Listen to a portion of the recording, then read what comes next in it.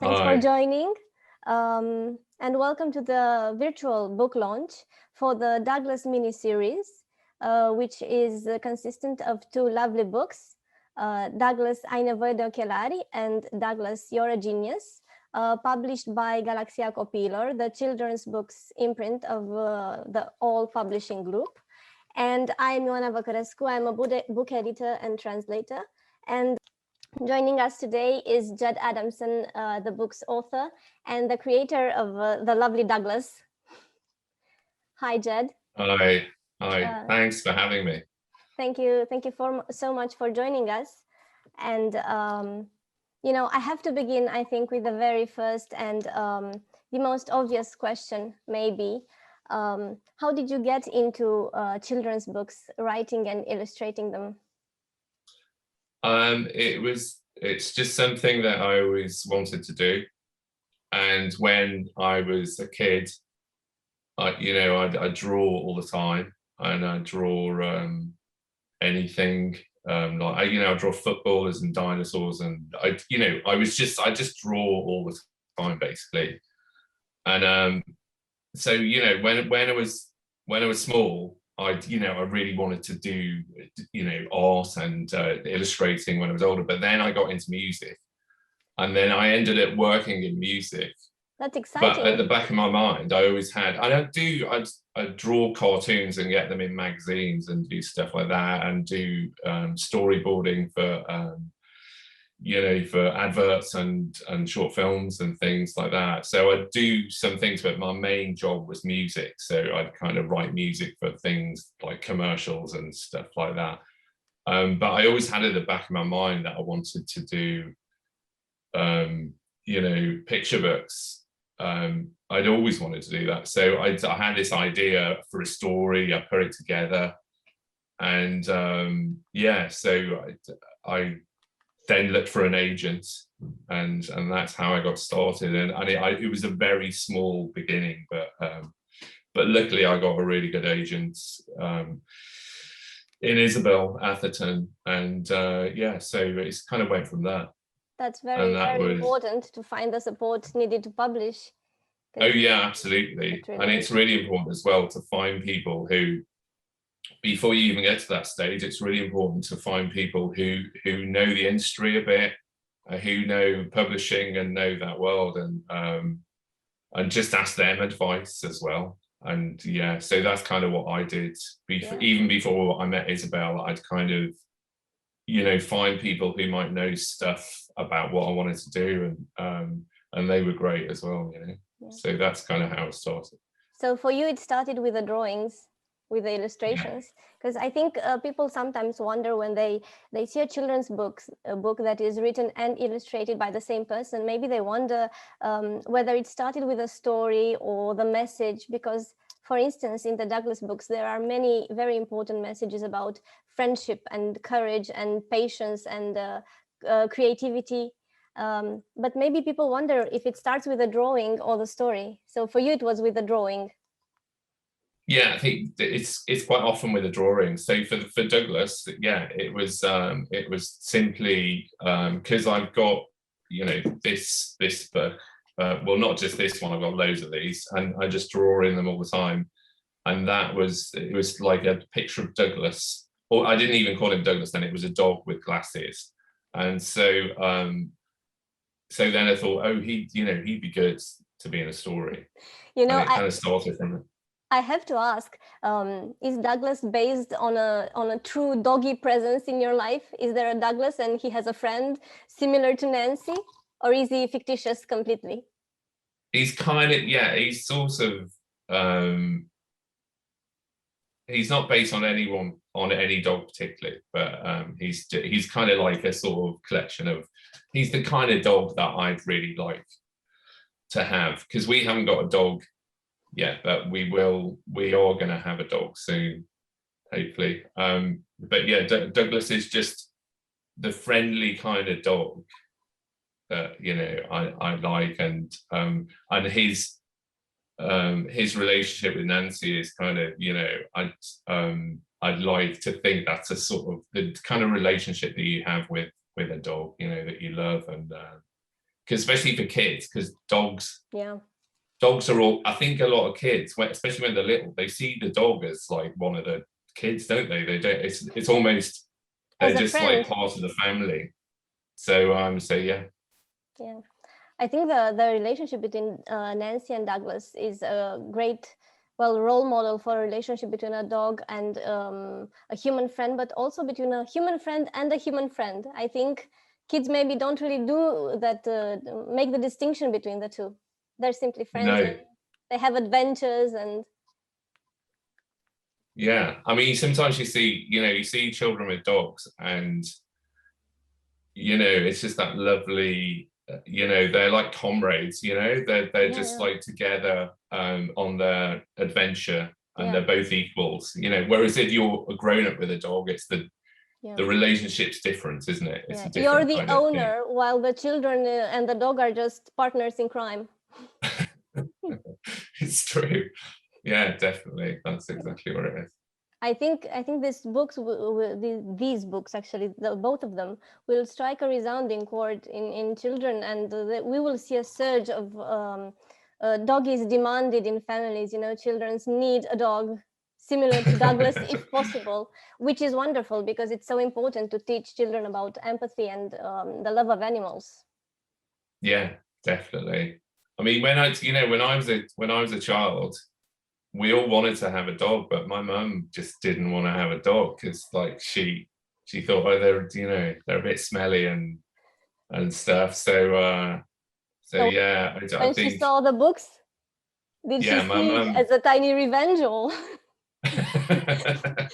was it retribution for not getting a dog? Exactly. Yeah, got my revenge. But we all, so we didn't have a dog, but we always liked dogs, yeah. So I read that you have a son. Yes, he's called Rex. Yes. Does he require a dog? Request a dog? Yeah, I mean, he's kind of, it's either a cat or a dog, but I think he'd like, I mean, we live right next to a park, so there's dogs everywhere, and I think he can't make his mind up whether he wants a dog or a cat. Well, as long as it's a pet and a friend. Yeah, exactly. So if your son can't really tell you much about I don't know, life with a dog, did you get any feedback from children about the books and Douglas? Yeah, I mean, just that. What's really nice is when children really laugh. Because you try and make the story funny, make the stories funny, and so when children respond in that way, it's really good, because I think if you can make children laugh, then the other kind of stuff comes in. Yeah, sort of comes in as well. So the main response I've had is like, they just really love Douglas as a character, because they think he's really sweet, and they think it's funny as well. What would you say is the cutest or the funniest response you've gotten from a kid who's read the books? Do you have any funny stories? Just well, because you go to schools and talk to children, and sometimes children will just give you random facts about stuff. So they'll say, I'll be reading Douglas, and someone will go, I've got a hamster, or so I really like it when just I mean, the nice thing is when you see photos on Instagram, and like they've put glasses on their own dog, or they've drawn a Douglas, or children. The really lovely thing about the first book is that lots of children, their parents have told me that they felt better about getting glasses. That's very important, and it was actually going to be one of my questions. Did you think about that beforehand? Did you try to give lend a helping hand to parents who struggled with their children and the eye doctor? Yeah, that kind of developed. So that initially it was, Douglas has bad eyesight and he needs to get glasses. and then that sort of turned into, you know, oh, this could be good, you know, we could actually, you know, children, and the publisher were really excited about that. So they were like, wow, you know, this could be a help for children who, you know, I remember when I was a kid, I didn't want to have glasses. I just really resisted it. So so yeah, that's been a really great thing. And yeah, it initially that wasn't the idea totally, but then that became the thing, you know. Yeah, it's hugely important, I think, because children probably have, in fact, absolutely have issues with being teased or bullied, and sometimes having glasses can, I don't know, lead to nicknaming and all sorts of teasing. And having this feeling at ease with going to the eye doctor and getting glasses and even seeing them as something cool, I think it's so important. Yeah, definitely.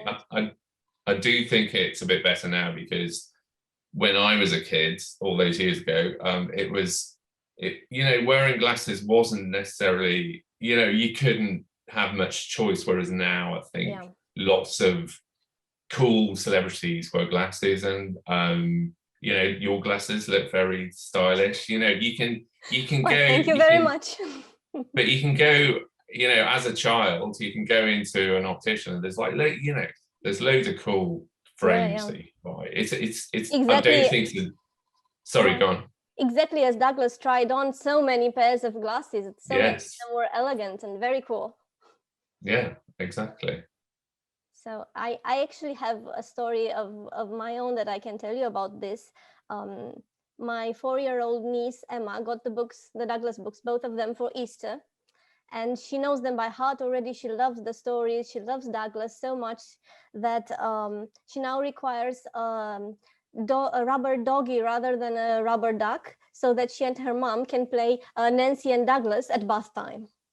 Oh, that's so lovely to hear. That's why I was asking you about the feedback, because the way that children take these books out of reading time and into their lives. And Emma, for instance, now speaks about the eye doctor as a friend, and she sort of made the story her own. And she goes like, so I went to the eye doctor and he told me that I can try on all the glasses.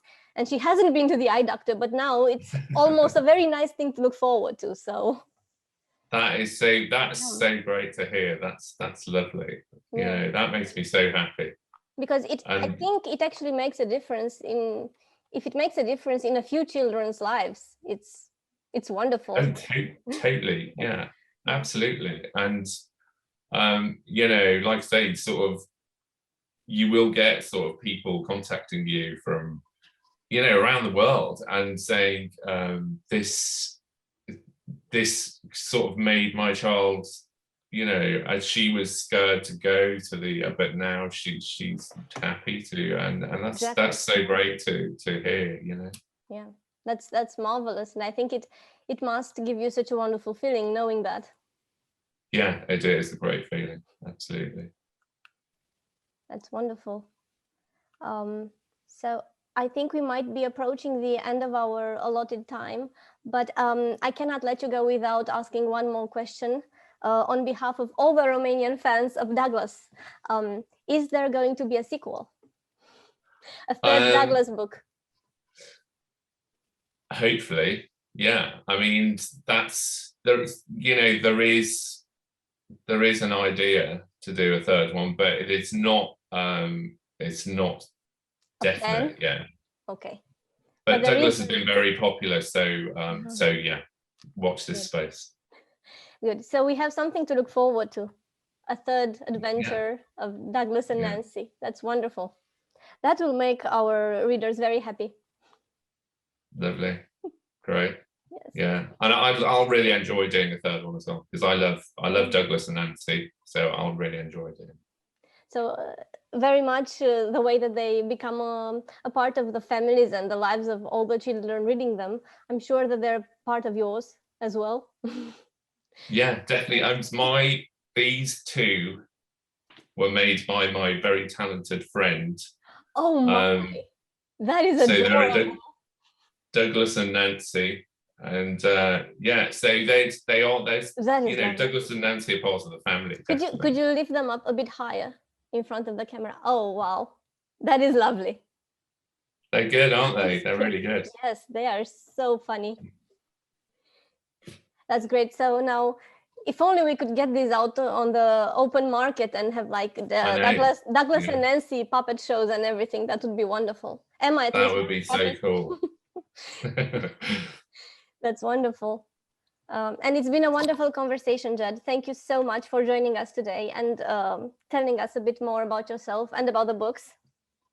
No, thank you. It's lovely to be here. Thanks so much for having me. And we look forward to your future books and maybe even the third Douglas book.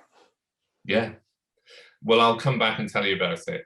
Absolutely. You let us know as soon as you have anything truly actually planned, something concrete, and we're here. Yeah, absolutely. Don't worry. Thank you so much, Ged, and have a lovely day.